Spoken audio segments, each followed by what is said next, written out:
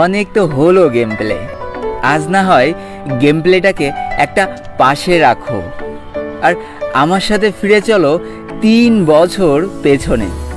কখনো ভেবেছো এই গেমটা যখন প্রথম এসেছিল তখন কেমন ছিল? কেমন ছিল এই গেমটার লবি, কেমন ছিল এই গেমটার ম্যাপ, কিভাবে দৌড়াইতে হতো, কিভাবে বসতে হতো, কিভাবে ইনিমিদের মারতে হতো, কখনো ভেবে দেখেছো? তাই আমি আজ তোমাদের 3 বছর পুরনো একটা গেম প্লে দেখাবো, যেটা দেখলে তোমরা বুঝতে পারবা যে আমাদের এই গেমটা যখন প্রথম এসেছিল তখন কেমন ছিল। সম্পূর্ণ ভিডিওটি দেখতে থাকো, অবশ্যই ভালো লাগবে এবং আমি গ্যারান্টি দিচ্ছি সম্পূর্ণ ভিডিওটা দেখার পর তোমাদের মনে এই কথাটা আসবে না যে এই 10টা মিনিট আমি এই ভিডিওটা দেখে লস করে ফেললাম।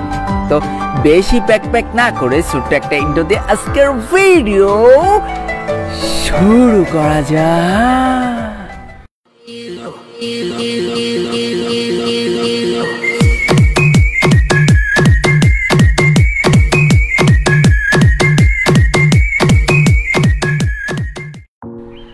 দেখো প্রথম থেকে শুরু করা যাক।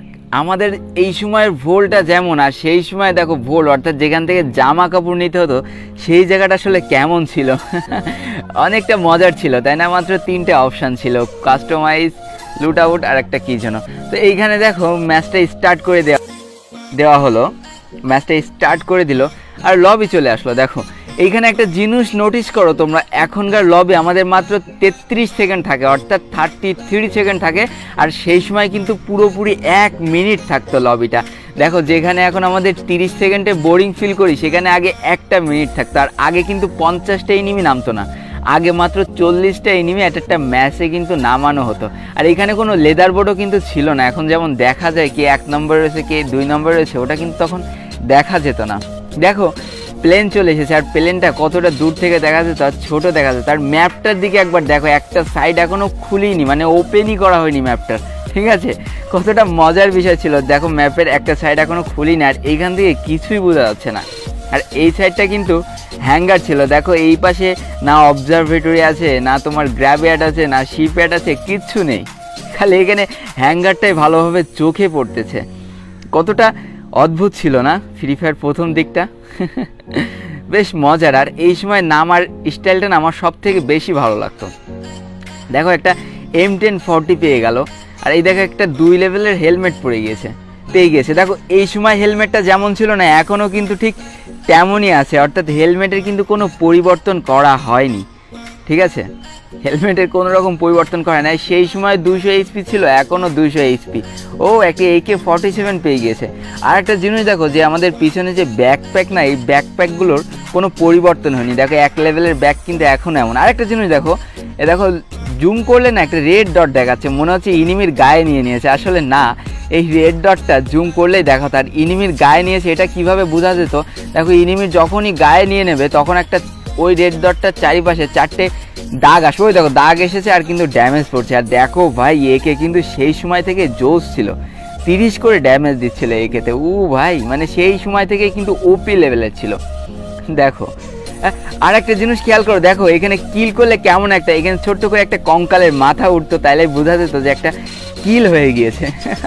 মানে পুরো জোস ছিল কিন্তু এই সময়টা। আর একটা জিনিস দেখো, এর দৌড়ানোর স্টাইলটা সব থেকে হাস্যকর মজার ছিল, কেমন একটা থপাত করে দৌড়াচ্ছে। তোমরা যদি নন্টে ফন্টে দেখো না তাহলে কেলটুদার কথা মনে করো। দেখো কেলটুদাও কিন্তু ঠিক এইভাবে দৌড়তো, মানে তিরিং বিরিং করে লাফাতে। মানে কি বলবো আমি, বেশ মজার ছিল কিন্তু এই সময়টা। দেখো 3 লেভেলে একটা হেলমেটের কিন্তু কোনো পরিবর্তন হয়নি। এই ভাই এটা আরেকবার দেখি, চলো। দেখো গান চেঞ্জ করার স্টাইলটা, ও মাই গুডনেস। দেখো লোড করা স্টাইল প্লাস গান চেঞ্জ করার স্টাইলটা কিন্তু পুরো ওপি লেভেলের ছিল, মানে জুস লেভেলের একটা অ্যানিমেশন ছিল এটা। তো দেখো এখন চলো একটু গাড়ি চালানো দেখে আসি। চলো গাড়িতে উঠে গেল। এবার দেখো, আরে এই জিনিসটা খেয়াল করো, দেখো উদ্রখাতের মধ্যে দিয়ে গেলে না গাড়িটা কাঁপতো আগে, দেখেছো? এটা কিন্তু এখন আর হয় না, এখন উদ্রখাতের মধ্যে দিয়ে গেলে গাড়িটা কিন্তু আর কাঁপে না। দেখো এটা কিন্তু হ্যাঙ্গারের পাশের সাইড, যেটা অফিস নামে ছিল আগে, কিন্তু এখন কিন্তু এই জায়গাটা নেই, এটা পুরোটুকুই কিন্তু হ্যাঙ্গারের আন্ডারে চলে গিয়েছে, হ্যাঁ না? দেখো এই জায়গাটা তোমরা চিনতে পারছো? জানি তোমরা হয়তো চিনতে পারছো না, দেখো আমি তোমাদের চিনিয়ে দিচ্ছি। এই জায়গাটা, এই রোডটা দিয়ে আমাদের অবজারভেটরিতে যাওয়া লাগে। দেখো এই সোজা এই রোডটা দিয়ে যেতে হয়। এইবার দেখো যে পাহাড়, ওই পাহাড়ের উপর দিয়ে কিন্তু একটা রাস্তা চলে যায়, যেই রাস্তাটা ধরে আমরা অবজারভেটরিতে চলে যেতে পারতাম, যেইগুলো এই সময়ে স্বপ্ন বা কল্পনা ছিল, কিছুই ছিল না। ও ভাই দেখো, সেই সময় থেকেই সারভাইভ করা পাবলিক কিন্তু ছিল, দেখো ওই টাওয়ারের উপরে উঠে সারভাইভ করছে, মানে ও ভাই মানে একটু এক্সাইটেড হয়ে যাচ্ছে আমি, দেখো সারভাইভ করছিল। দেখো এই জায়গাটা তোমরা চিনতে পারছো? সামনের যে জায়গাটা, যেটা এখন র্যাঞ্চার নাম, র্যানকা নাম, সেটার কিন্তু বর্তমান নাম হচ্ছে গ্রাভইয়ার্ড অবজারভেটরি শিপইয়ার্ড।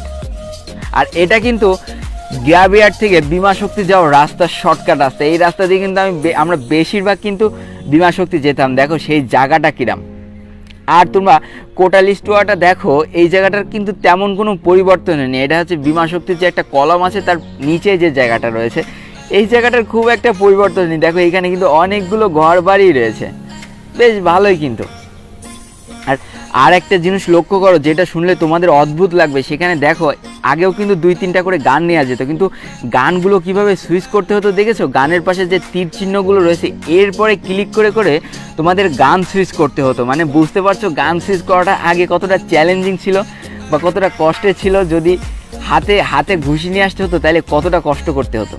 তো বন্ধুরা, এই সময়টা না ফ্রি ফায়ারের গোল্ডেন মোমেন্ট বলা হয় বা স্বর্ণালী সময় বলা হয়। কেন জানো তো? কারণ এই সময় না ছিল কোনো ক্যারেক্টার স্কিল, না ছিল কোনো গান স্কিল। শুধুমাত্র যেই মানুষটার মধ্যে স্কিল ছিল, যেই মানুষটা ভালো পারতো, সেই মানুষটাই কিন্তু শেষ পর্যন্ত টিকে থাকতো আর গেমে জিতেও যেত। এখন বর্তমান কি হয়, এখন অনেক প্লেয়ারদের টাকার অভাবে কিন্তু ভালো গান স্কিল নিতে পারে না বা ভালো ক্যারেক্টার স্কিল নিতে পারে না। তখন কি হয়, একটা নর্মাল প্লেয়ারের কাছে যদি এই ভালো গান স্কিল আর ক্যারেক্টার স্কিল থাকে, তখন কিন্তু সে ইজিলি মারা খেয়ে যায়। তো দেখো সেই সময়টা না টাকার উপরে কিন্তু নির্ভর ছিল না এই ফ্রি ফায়ারটা, শুধুমাত্র স্কিলের উপর নির্ভর ছিল। আর হ্যাকারের কথা তো চিন্তাই করা যায় না। এইটাই ছিল ফ্রি ফায়ারের গোল্ডেন মোমেন্ট। কথায় আছে না, ওল্ড ইজ গোল্ড। হ্যাঁ, এটাই ছিল সেই ফ্রি ফায়ারের সেই সময়টা, যখন না ছিল হ্যাকার, না ছিল ডায়মন্ড টপ আপ, না ছিল ক্যারেক্টার স্কিল, না ছিল কোনো গান স্কিল। যেই প্লেয়ারটার যোগ্যতা ছিল সেই প্লেয়ারটাই জিতত। আর দেখো মাত্র 2জন এনিমি অ্যালাইভ, অর্থাৎ আর একটা এনিমি আছে, তার মানে বুয়ার খুব কাছাকাছি চলে এসেছে। দেখা যাক। ও ভাই জোনে কি লেভেলের ড্যামেজটা দিচ্ছিল। আর আরে কি রে, ও ভাই এলিমিনেট হয়ে গিয়েছে। তো দেখো না, হয়ে গেল না বু বু বু বু বু।